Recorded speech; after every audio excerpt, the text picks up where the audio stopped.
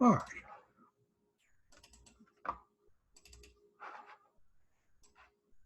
So here's a few news articles that you might like.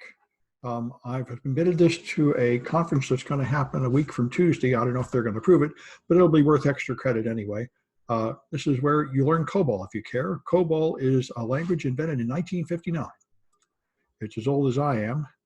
And colleges quit teaching it long ago because a lot of people considered it obsolete. But experts say that's not true. The whole world runs on COBOL. Tons of code written long ago in this language for mainframes is still running a lot of the world. And New Jersey says they need COBOL programmers. This is about the third or fourth time I've heard big calls for COBOL programmers, and they keep having to get people that are very old and retired. They'd have to be older than me. So in case you want to learn COBOL, I made a little CTF where you can start learning COBOL, and I'll add more challenges to it. It is an interesting language to play with. Anyway, so this is probably going to happen here too pretty soon. So Italy has had a terrible coronavirus catastrophe, and they are recovering from it.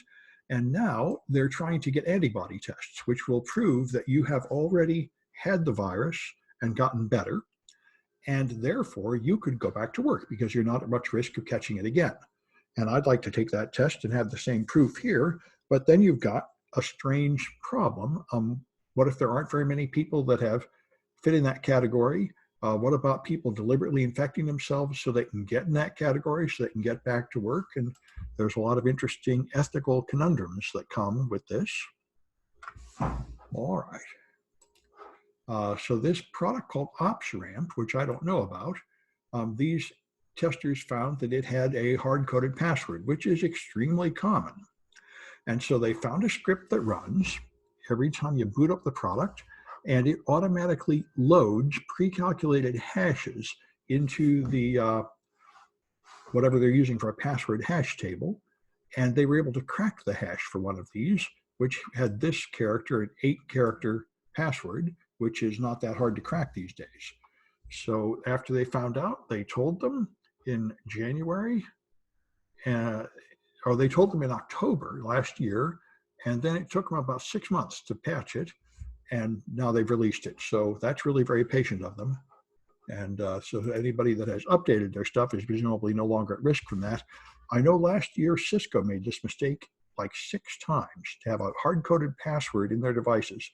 Many people in the industry have told me this is very common. A lot of security people think this is ridiculous and nobody would be silly enough to do that. But in fact, a lot of people do it. A lot of developers and companies don't know they shouldn't do this, or they don't care. So this is a perennial problem, has been for decades. Mudge appeared, I think, 30 years ago before Congress talking about this. Border Gateway Protocol is what determines large-scale movements of data across the internet, and Border Gateway Protocol allows any of what I've heard is 2 million servers to broadcast routes saying they will accept certain IP address ranges. And there is no sanity check, so they can claim to have a route to an IP address range when they do not have a route, or they do not have an efficient route. So you can take any one of those machines and you can use it to attack the internet. What you can do is you can reroute global traffic on the internet to put yourself in the middle. Now, that would not be that important if HTTPS worked correctly, but a lot of browsers and such do not really have a strong memory for what your certificate authority should be. So if a nation state does this, they could then sign the HTTPS connections with their national certificate authorities, and some browsers might fall for it. So Russia has done it. And of course, it often happens from what appears to be a mistake, but they've done it.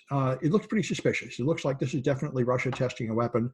We've seen China apparently test a weapon doing this many times, where they choose a few American companies and reroute them for a brief period of time. If people use Chrome, my understanding is Chrome is in fact very secure against this attack, because Chrome remembers who should be signing the top 1,000 website certificates. And if somebody else signs them, it won't accept it. So, but many browsers don't have that layer of security. At least they didn't a couple of years ago when I last looked into it. This is called BGP hijacking, and it happens very often that Border Gateway Patrol goes wrong and puts someone strange in the middle, it is very hard to ever prove whether this is just mistakes or a malicious attack.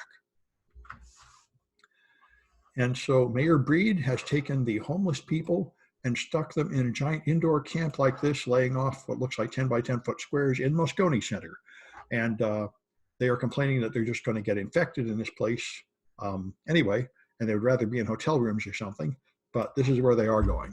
And as you know, the homeless people in San Francisco are a big problem for everyone, and nobody seems to ever make much progress solving it.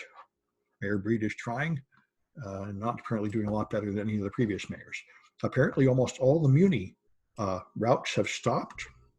I have a couple students that ride the bus, but of course, nobody's on the bus, nobody's on BART. And they're in a huge loss. So it is understandable. They're canceling all of the routes. Boris Johnson was moved to a hospital today, and now he's been moved to intensive care. So apparently he has coronavirus and he's got a bad case and is in trouble. So we'll see what happened. Today he implemented his succession plan. So somebody else has taken over the government while he is not functional, or at least they're prepared to. So I would think if he dies, that will really put a lot of attention on the virus, even more than it already has. All right.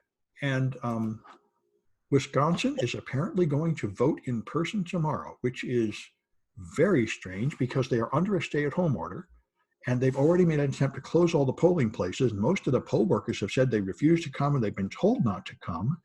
So they're going to have the National Guard open the polling places or something. It is very strange. And this is important for the whole nation because the entire nation will have a similar event in November, as the way it seems to work out is that the Democrats would rather vote by mail and the Republicans would rather vote in person because that will favor them. And we will see what comes of all this, but it is rather likely that we will have in-person voting for president in November, even though it's not safe. Anyway, we mute people, figure out how to do it, how there it goes. All right. And so, anyway, I see that a lot of you made it in here, and I think we're ready to get going. We are here in 125, and as all you must have figured out, there's now a password on these sessions. I just changed it to student. Zoom changed it. They said we were going to change it on Sunday, but they in fact changed it on Saturday and froze my students out. But at least some of you figured out how to get in this time, and hopefully not too many people will be stuck. Let me just take a look on Twitter and see if anybody is tweeting at me that they can't get in. There was somebody on Saturday tweeting at me, but I did not detect it in time to let them in. And so that's why I'm trying to use my multiple monitors set up here effectively. Notifications. Looks like nothing too important. Okay, anyway, so here we are. Today is April 6th, and we're going to go through the second of 3 Network Plus review sessions, essentially. This communications and network security is essentially the Network Plus CompTIA certification part of this. And so hopefully you people have already had this in previous classes, and this will be review. If not, then you'll have quite a bit of studying to do, which is why the business people tend to fear the CISSP quite a bit, because Network Plus is quite a bit of stuff to learn if you're not familiar with it. Anyway, let me make this big, although I probably don't need to make it full screen so I can still point at things on it. All right, so ICMP is the protocol used to send messages to check to see if things are working correctly. There are 13 or 14 possible things you can do with ICMP, but the normal thing anybody does is send a request for an echo and get a reply. Traceroute uses ICMP also to track what routers traffic passes through. So it sends something with a time to live of 1. So when it hits the first router, it times out and it sends a time exceeded message back. Then it sends another packet with TTL of 2, which exceeds here, another packet of TTL 3, which exceeds here. So you trace the route that your packets follow through. This is a way to diagnose network problems, although most people don't really have any use for it because they don't really control a bunch of routers. The only place where the only person who get benefit out of this really would be an ISP or a large company, an administrator that actually controls several of these routers, and therefore I want to know which one is defective. You can use any kind of packet for this. Unix uses UDP. Microsoft sends ICMP packets. Anything carried by IP can have a TTL, so any higher level protocol can be used for this purpose. Telnet is a very old way to send commands to a server. It does not encrypt anything at all. It was used in the very early days before the internet, when you would just have a wire connecting a terminal to your server in the same room. It was then ported to TCP so it could travel over the internet, but it's a really terrible idea to be sending passwords and commands unencrypted over the internet where anybody can read and alter them. So the upgrade is SSH, which encrypts all the data and is much safer. FTP is very similarly a very old protocol that lets you open file shares on servers as if they were folders on floppy disks. It uses ports in a strange way, which is difficult for firewall managers to handle, and it sends everything unencrypted, including passwords. So like Telnet, it is a ridiculous out-of-date protocol and nobody should be using it, although a large number of people continue to use Telnet and FTP. TFTP is an even simpler file transfer protocol that uses no authentication at all. There is no provision for a password, and it is intended to do things like update firmware in routers or IP phones on a closed network, not over the internet. Some of the early viruses in Windows 2000 went a TFTP over the internet because Windows 2000 was listening on TFTP by default. SSH is the secure replacement for Telnet, and it can be used for FTP also, making SFTP and SCP, which are ways to send files over an SSH connection so the data is encrypted and the passwords are encrypted, and it's a whole lot safer. SSH had an old version that was vulnerable. SSH v2 is the newer, safer version, and I don't think anybody's using SSH v1 anymore. SMTP is used to send email. It's on TCP port 25. It is typically not encrypted. POP and IMAP are used to receive email if you're using desktop email clients like Outlook or Eudora, which are not as common as they used to be. Most people use webmail and Outlook web access and things like that these days. There are encrypted versions of these protocols, and there's a thing called Start TLS that encrypts the traffic point to point as your email travels. There is no end-to-end encryption in popular use for email. There's PGP, but very few people use it because key handling is such a problem. But most email is in fact encrypted for most of the hops it takes, but it's encrypted one hop at a time, and there's usually no way you can make sure that your email was really encrypted at every step. DNS is necessary to turn alphabetical domain names like yahoo.com into IP addresses. Usually uses UDP53, but sometimes it uses TCP53 if you need to move large responses. And these days, the most common reason for that is that you have DNSSEC signed records.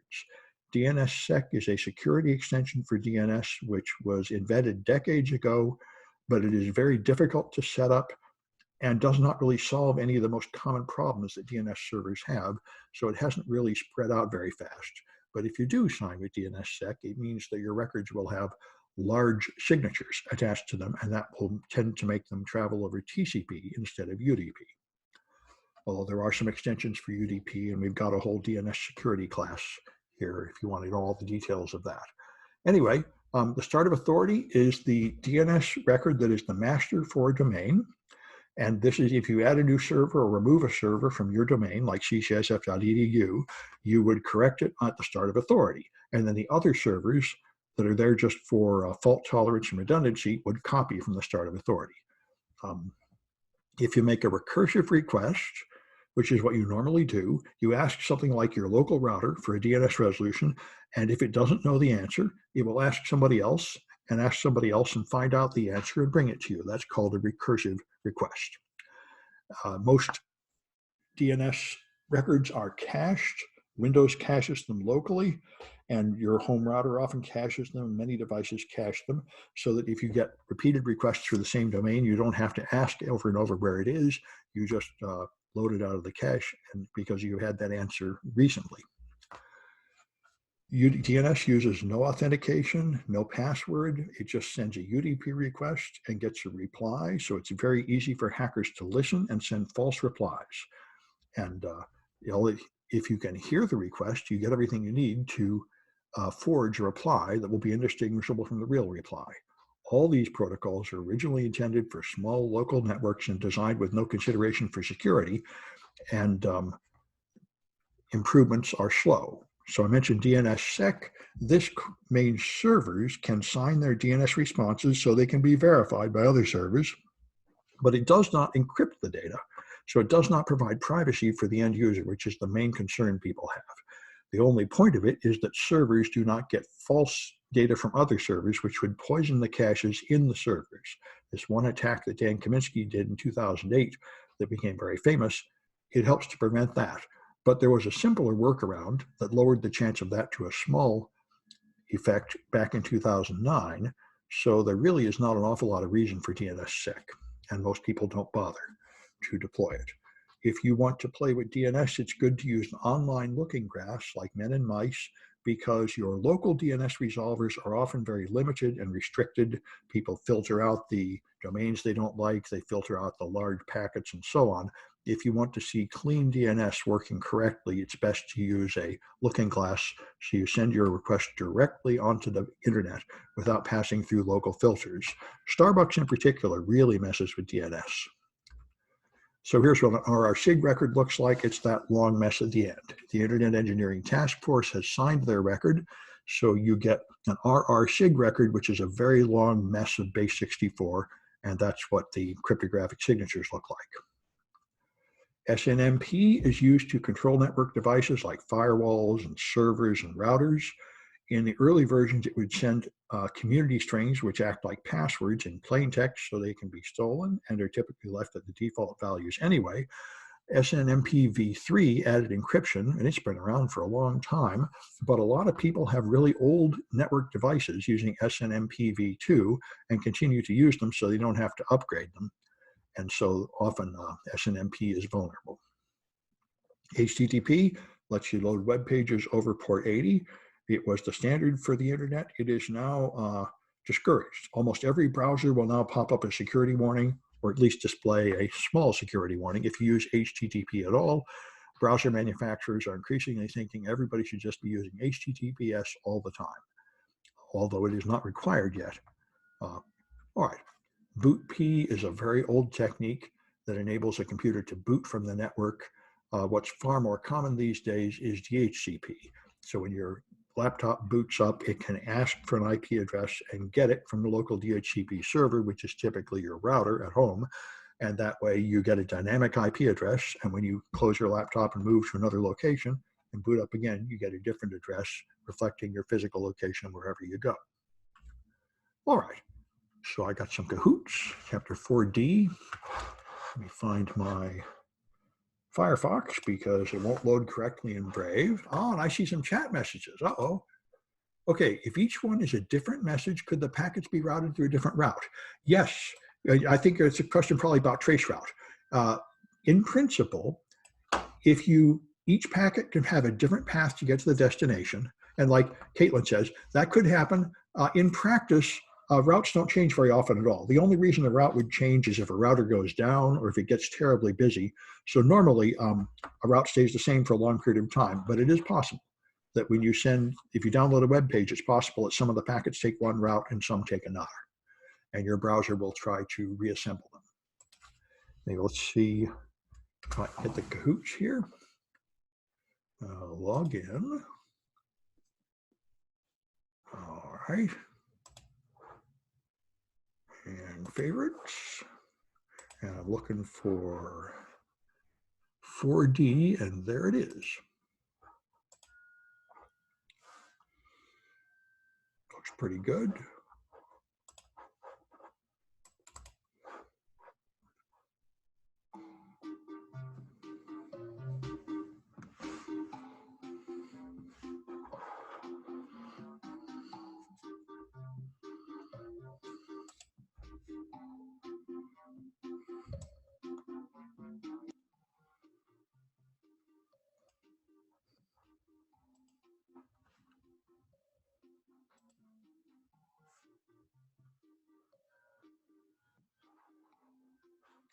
Start a place to put the answers, or rather the winners. All right, let's move that out of here.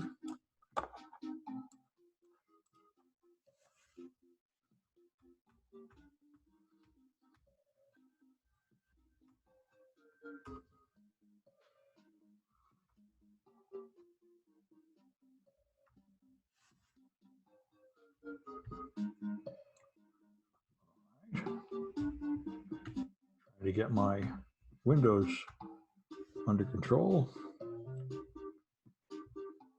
Yeah, it's looking better. Okay, CNIT 125.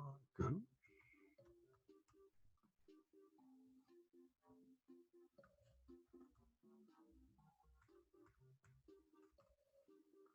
All right, so I only see 8. Maybe that's all they're going to be. You know, there's only 9 people online. 8's probably what we're going to get. I'll take this opportunity to move this thing to my other window. All right, so let's do it.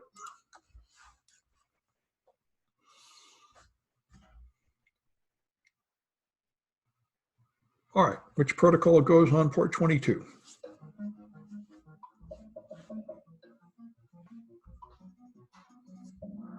Okay, that's SSH, good.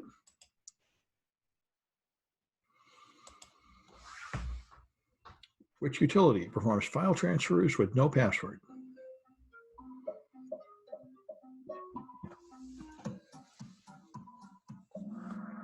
That's TFTP. FTP can use a password, although it doesn't always. TFTP can never use a password. All right, the owl is winning. Which protocol uses RRSig?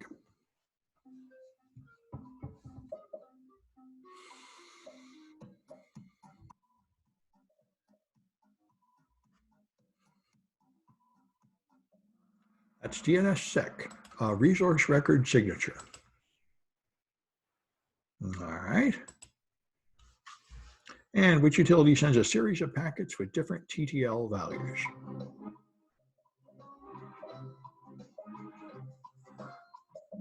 That's Traceroute, good. All right. So the winners is the owl. I'm guessing that's Caitlin, but I don't really know. No name, well, that could be Caitlin too. I don't know, I'm in trouble. And this is going to be Phil. Phil's actually a name. I think I can give someone credit for Phil. The other people will not get credit unless they come out of the closet. All right. So let's go back to here. And okay, it looks good. All right. So network architecture. So in layer 1, there are issues to do with your cables. Electromagnetic interference is when some outside source of electricity causes an electromagnetic wave that affects the signal in an electric wire. If one part of the wire leaks to another, that's called crosstalk, and attenuation is the resistance of the cable causing the signal to get weak as it travels down the distance. Twisted pairs is what's commonly used. 4 pairs of cables, each twisted a different number of turns per inch to try to cause the crosstalk from one wire to the next to cancel out. And that also provides some protection from electromagnetic interference from the outside, although unshielded twisted pair does not have anything protecting it from the outside and is therefore cheaper to make and more flexible, but it is subject to interference from the outside. Now let's see what's going on here. There we go. All right, so category 3 was a common type for 10-base-T internet going at 10 megabits per second. Most everybody's using Cat5e or Cat6 cable these days, so they can run gigabit Ethernet. All right, shielded twisted pair is the same as unshielded twisted pair. It just has a layer of tinfoil grounded on the outside, inside the wire, so that it's protected from electromagnetic interference from the outside. So you can run it closer to things like fluorescent tubes and get less interference. All right.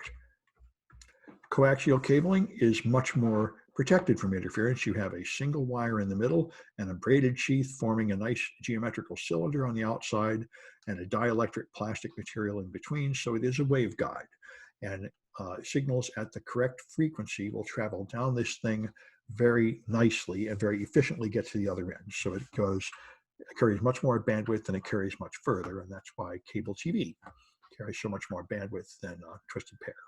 Fiber optic is even better. Fiber optic is an essentially perfect transmission medium.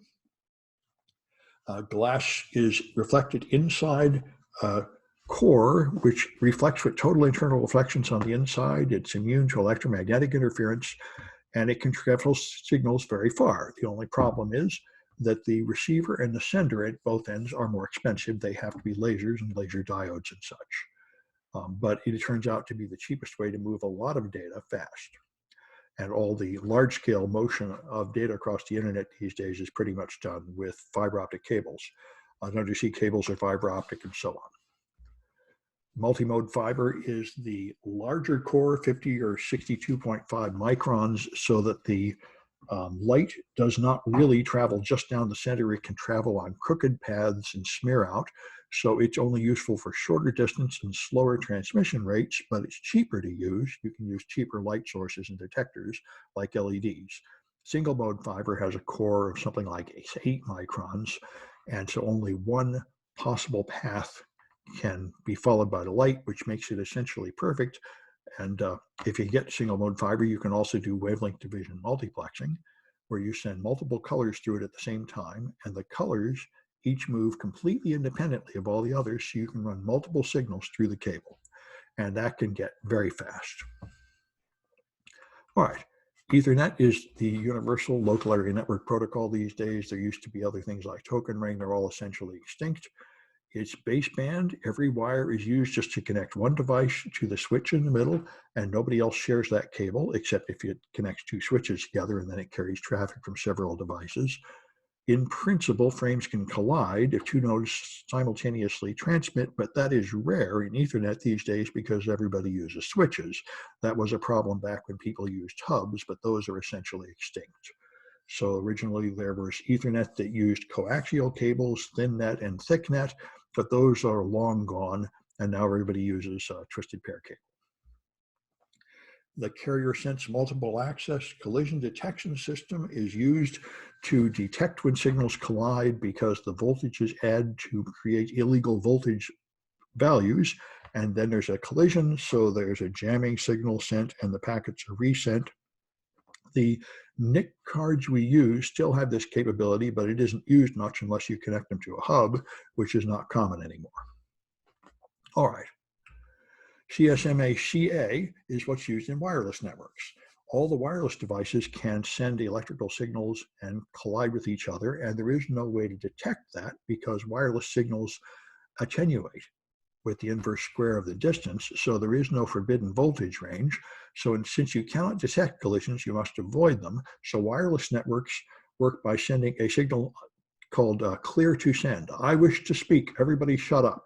Then it waits, then it talks. Then someone answers and said they got it. Then you say, okay, clear to send, the next person can send.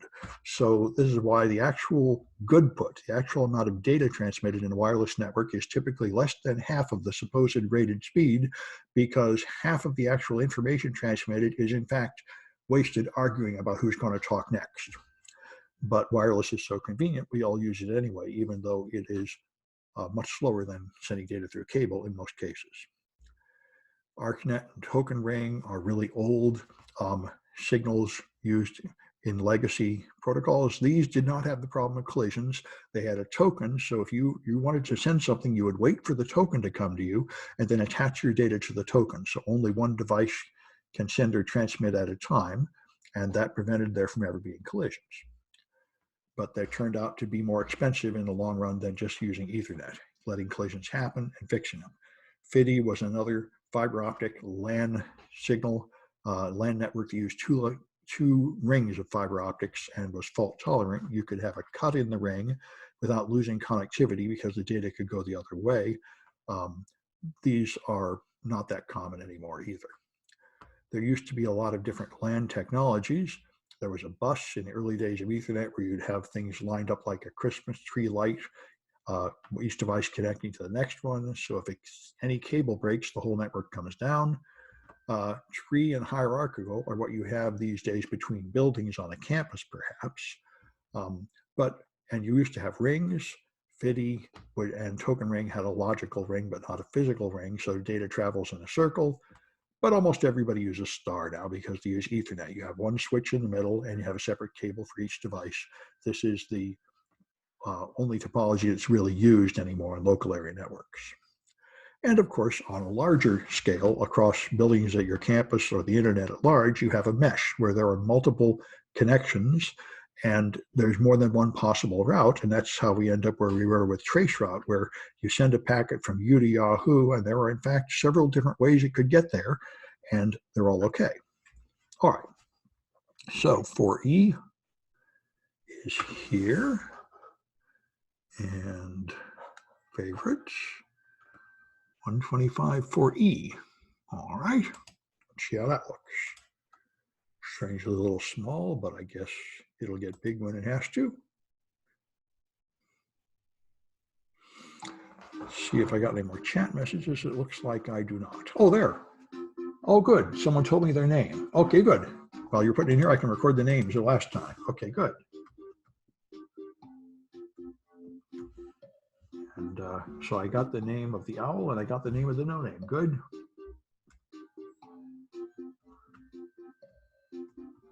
Good. All right.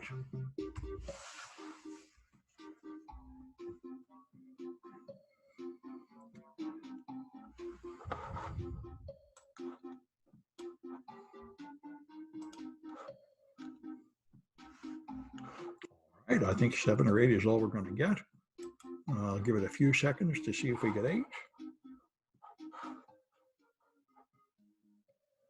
All right, I guess that's it.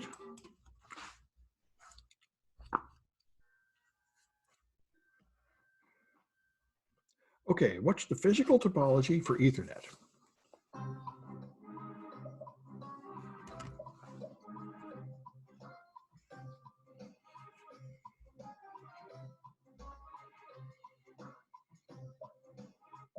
Okay, it's a star. Good. All right. Which LAN used 2 fiber rings?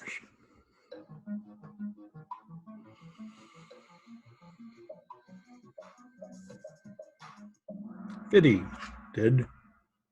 All right.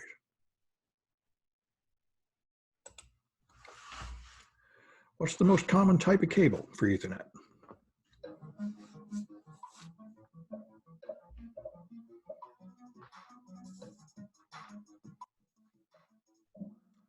UTP, unshielded twisted pair, is the cheapest and most common. Usually it's good enough. All right. And what problem happens if you put cable near fluorescent lights?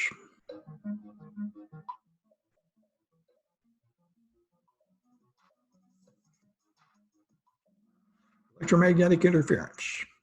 Electrical signals from the outside leak in and mess up the signal. So I've got Phil, okay. And Erica, okay.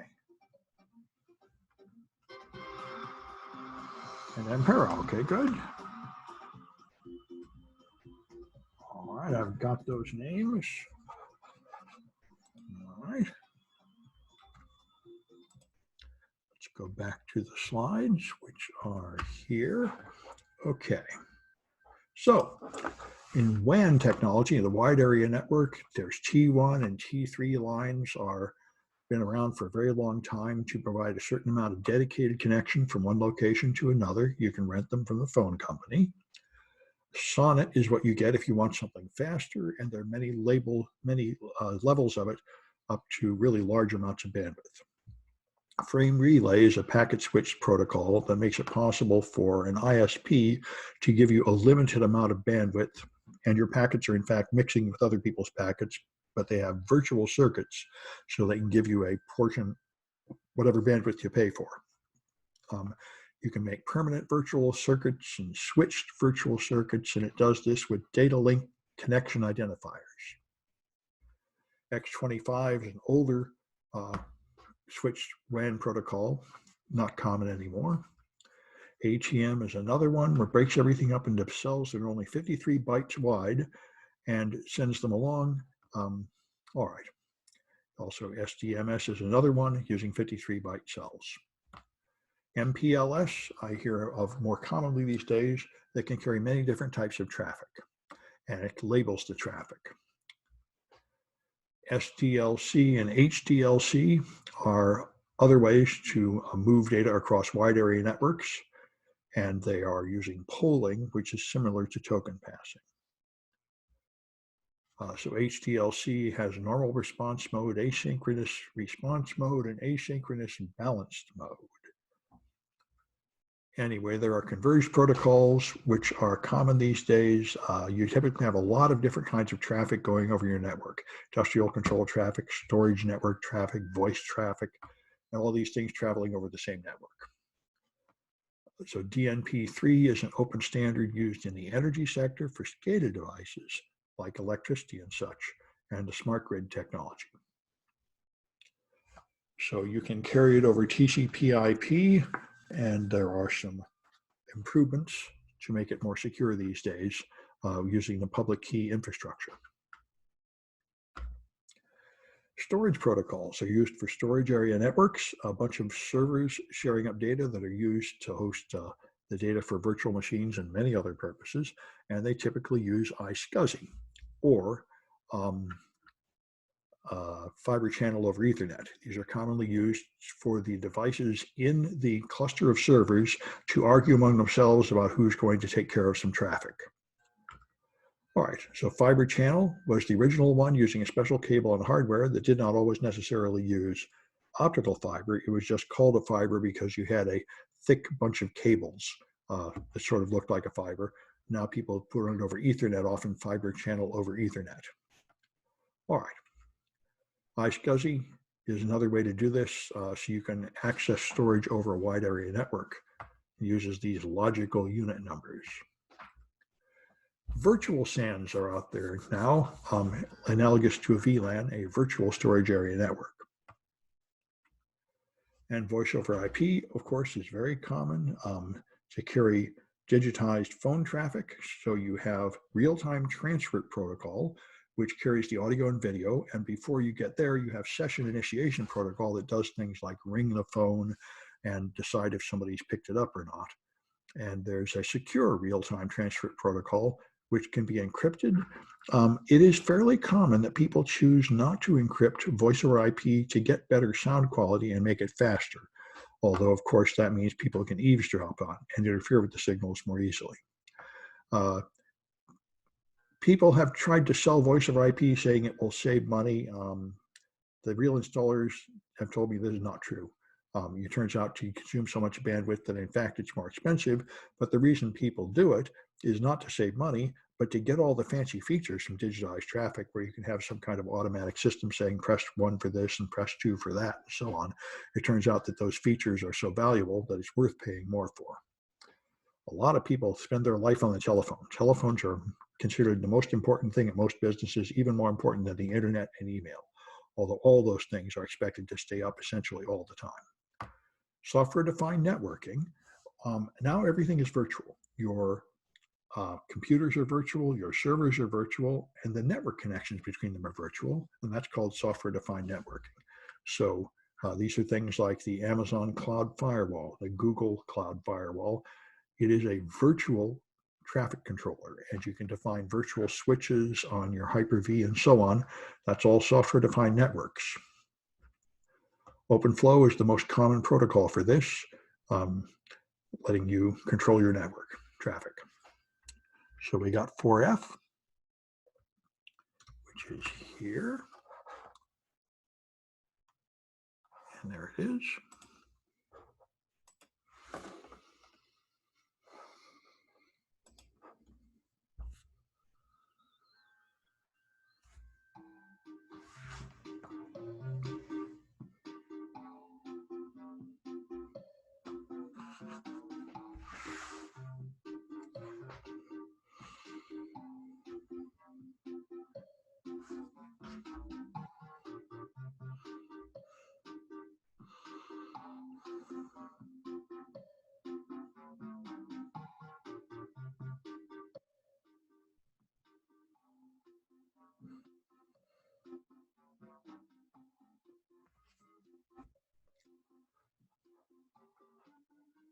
A stop sign, I see. All right.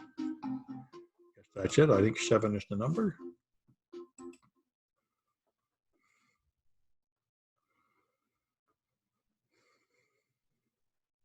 All right. So what's the protocol used by the energy sector?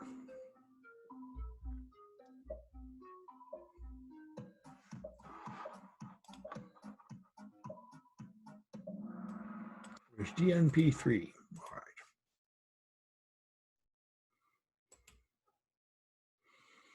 Which link carries 45 megs per second of data?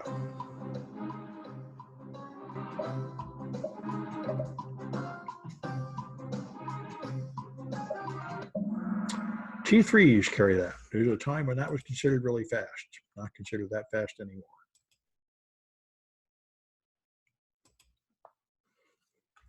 What's the most well-known software-defined networking protocol?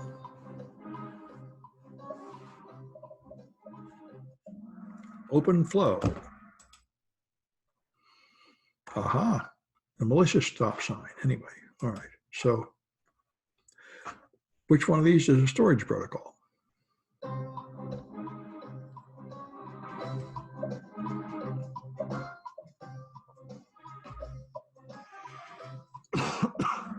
Fiber channel over Ethernet. All right. So George 22, that looks like a real name. Erica is a real name. And the stop sign, I'm guessing, is probably Caitlin.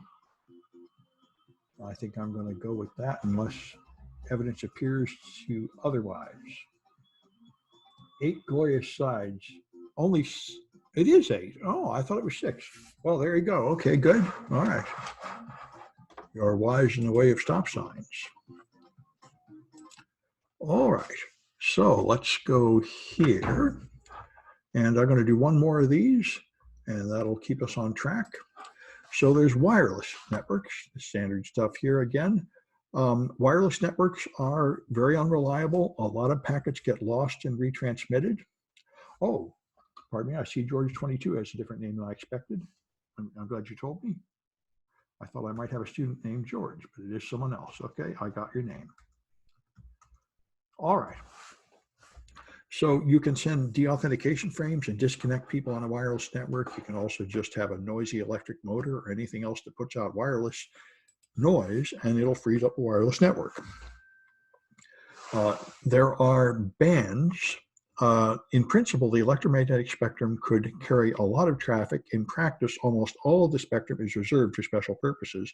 So there's only a couple of narrow bands that are supposed to be used by ordinary consumer devices, one near 2.4 gigahertz and one near 5 gigahertz. And they're shared by all the wireless devices, which are everywhere these days. In order to overcome interference, there are a lot of tricks. Frequency hopping spectrum. I think this is the thing Hedy Lamarr invented in World War I or World War II. Anyway, these are things that use multiple channels to try to get around interference. And orthogonal frequency division multiplexing here is very much like the wavelength division multiplexing used in fiber optic cables. You have radio signals which do not interfere with each other and can be transmitted at once to try to move more data. So the earliest one was 802.11. The ones that got popular, the most popular one was 802.11b. A never got that popular because of its short range. And now almost everybody's using N. And some people are moving up to AC, which is even faster than N. All right. So there are 4 modes of your network card. Managed mode is the most common, where your card is controlled by the router, and the router tells it what channel to use and what type of encryption to use and so on. That's the normal mode for an ordinary laptop. The router runs in master mode, where it defines the network and controls devices in managed modes, and those are the only 2 modes used by normal people. Ad hoc mode makes a connection between one computer to another without going to the internet or a router, and could be used to synchronize data between 2 devices like a crossover cable, but it's rarely used. And monitor mode is when you turn on your wireless card in the equivalent of promiscuous mode for an Ethernet connection, where it listens to all the radio traffic, even radio traffic that is not directed at you, so it's only used by hackers trying to eavesdrop on connections or people trying to diagnose problems. In principle, the hardware in your device probably has all these modes. In practice, the drivers typically do not let you get at monitor mode, and hackers hunt for wireless cards that have available drivers that will let them reach monitor mode, or they pay for expensive devices that have this feature. All right, so that's the game here. The SSID is the name of the network. So here, the one checked is Google, Starbucks, and there are other ones called Astound and so on. That is broadcast by the wireless access point, unless you choose to turn that off, and then your name appears on this list, and your customers can find it and connect. Some people recommend turning it off to hide your network, which is a very weak security measure, but it will perhaps stop casual people from connecting to your network. You can also filter by MAC address so that only approved devices can get in. But if that's all you do, that MAC address is sent unencrypted over the network, so anybody could read the MAC address with Wireshark, boot that person off with a DAuth frame, and then come in with that MAC address. So it will not stop attackers, except the very low-level attackers. WEP was the original wireless encryption protocol, rushed out to try to get people to switch to wireless networks when they were very concerned about the security. It was designed specifically to meet the requirements of export munition laws, which ultimately meant it was too weak to use. And this is why we have the crypto wars, where cryptographers are very, very unhappy about legal restrictions being placed on cryptography, because it leads to decades of weak protocols being out there. WEP turned out to have a lot of flaws and be unsafe to use, and it's not common anymore. WPA is what's more common, and mostly WPA2 or even WPA3 these days, although all versions of WPA are quite secure. All right, WPA was designed as a hastily made patch on WEP that just uses WEP and keeps changing the key frequently to make it harder for the attacker to get in. It turned out to be really very good. There was never a really major attack against WPA, not like there was against WEP. WEP networks, you can get in without the key very easily, sometimes in as quickly as like 2 minutes of capturing packets. WPA, you can't really get in unless you can guess the key. Bluetooth is everywhere these days for short-range networks, typically only going 10 meters to connect devices on your body, like your headphone to your phone. And it has various versions and various speeds, but this creates a personal area network. It can use, pardon me. All right, it uses an old symmetric cipher, and there was a big scandal about 6 months ago when they discovered the Bluetooth Low Energy, according to the official protocol, has a downgrade attack that shortens the key down to 1 byte. So there are only 256 possible keys, and it's trivial to crack. So Bluetooth does have its encryption security flaws. All right, RFID is used to tag devices so you can read them, to label objects, and perhaps put them in things like credit cards and such. And so it's only supposed to be read by a device only a couple of inches away, although you can make a device with a big antenna and read it from further away. If you don't want people sending wireless signals in or receiving wireless signals from your devices, you can put yourself in a Faraday cage, where you're just surrounded by a wire mesh that is grounded, and that stops all radio from coming in or out. And that has been around for a long time. You can make a version of this by putting aluminum foil around an object and grounding it. And this is why people make tinfoil hats, if they're afraid that radio signals are affecting their brain. All right, so 4G is here. When I went to Hope about 5 years ago, they had a tinfoil hat contest, and they had a radio emitter and a radio detector, and you could design a tinfoil hat and then detect it to see how well it stopped the radio. So I thought that was a pretty cute idea.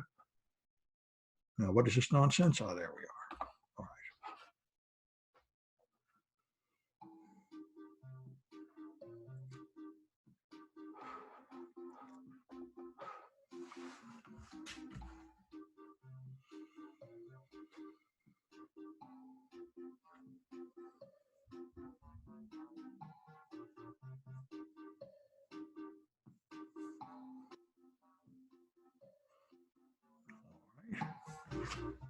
Ah, wireless icon, good.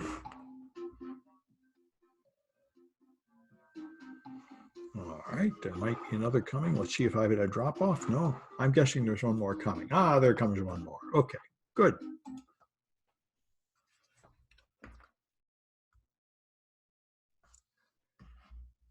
Okay, which one uses simultaneous transmissions that do not interfere with each other?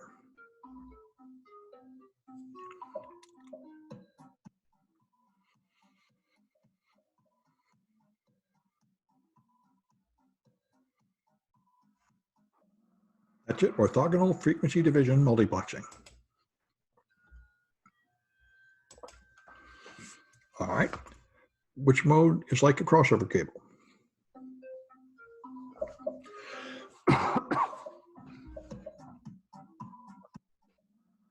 Okay, that's ad hoc mode. All right. Which technology will block a radio signal? Faraday Cage, good. All right. And which standard runs on 5 gigahertz only?